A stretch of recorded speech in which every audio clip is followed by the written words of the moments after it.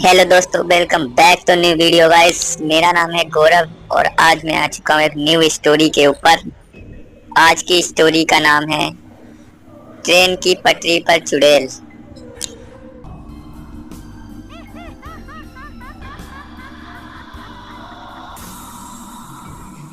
कि एक छोटे से गांव में एक परिवार रहता था जिसमें बड़ा भाई रामलाल और उसकी पत्नी सुशीला रहती थी। सुशीला ने अभी अभी एक बच्चे को जन्म दिया था जिसे घर के सभी लोग प्यार से राहुल बुलाते थे।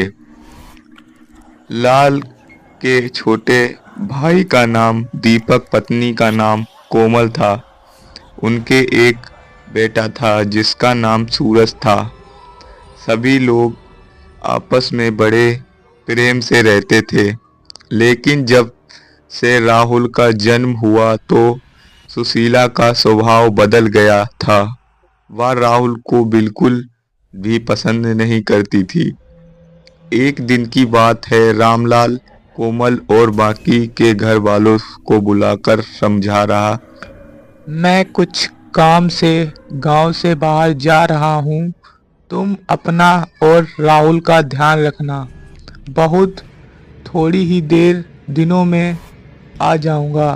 और पर महत्वपूर्ण नियुक्त आप सुनिश्चित होकर चाहिए जरूर सब्सक्राइब करें। किसी से झगड़ा ना करें। जी हाँ भैया।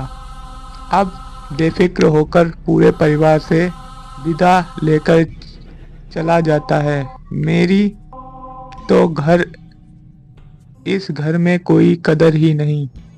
मुझे तो जो आता है वही सुनाओ कर चला जाता है।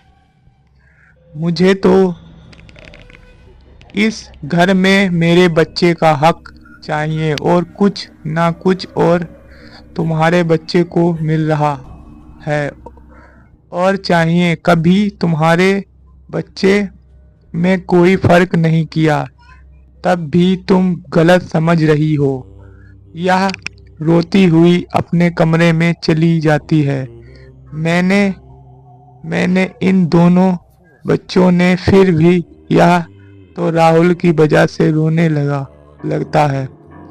क्या हुआ बेटा, तुम क्यों रो रहे हो? तुम्हें भूख लगी है तो दूध पी लो। राहुल के लिए रसोई में दूध लेने चली जाती है तो वह बर्तन में तो नहीं तो इतना सारा मंगाया था, फिर कहाँ गया? सुशीला के कमरे में जाकर पूछती है।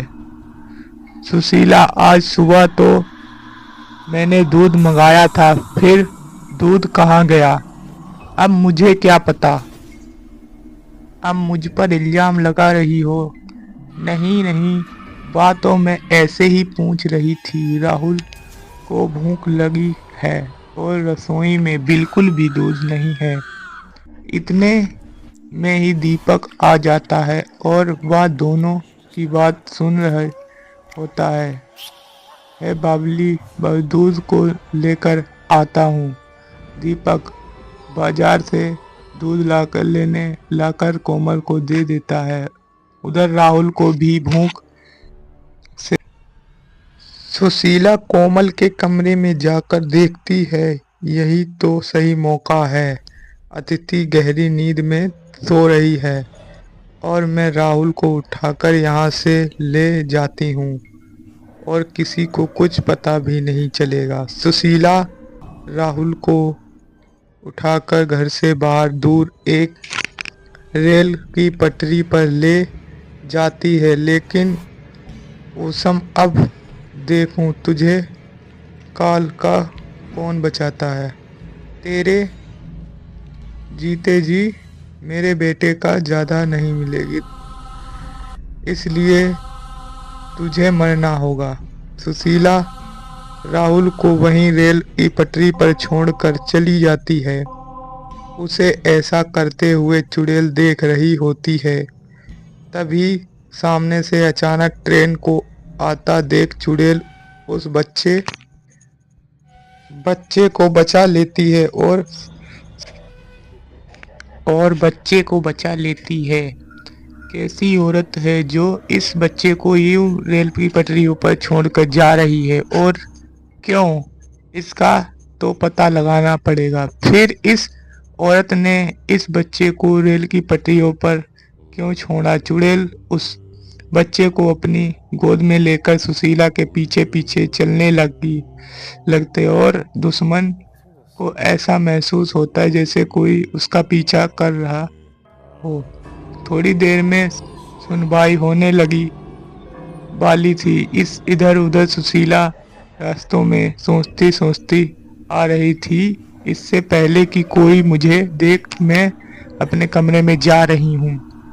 और अगली सुबह जब कोमल सोकर उठती है तो वहाँ डॉक्टर ने कहा, कोमल सो कर उठी तो अरे मेरा रोहन।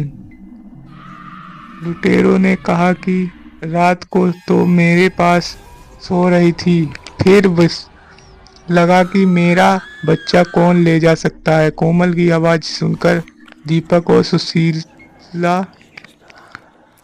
वह बहुत खुश हो रही थी। अब सोल तुम्हें कभी नहीं मिलेगा। उसी में रेल की पटरियों पर छोड़ा, अब वह से कभी लौटकर नहीं आएगा। तब तक राहुल स्वर्ग निधान हो जाएगा। चिंता मत करो, अब राहुल को जल्दी ही ढूंढ निकालेंगे हम। तुम चिंता मत करो, कैसे कैसे ढूंढ निकालेंगे। तब के बारे में बात कर रहे थे।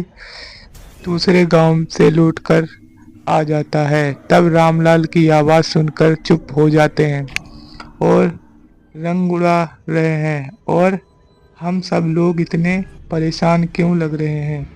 आखिर बात क्या है? वही मुझे कुछ बताएगा?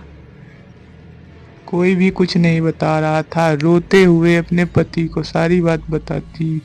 थोड़े दिनों के लिए बाहर तो गया, पर तुम लोगों ने उसका ध्यान तक नहीं रखा।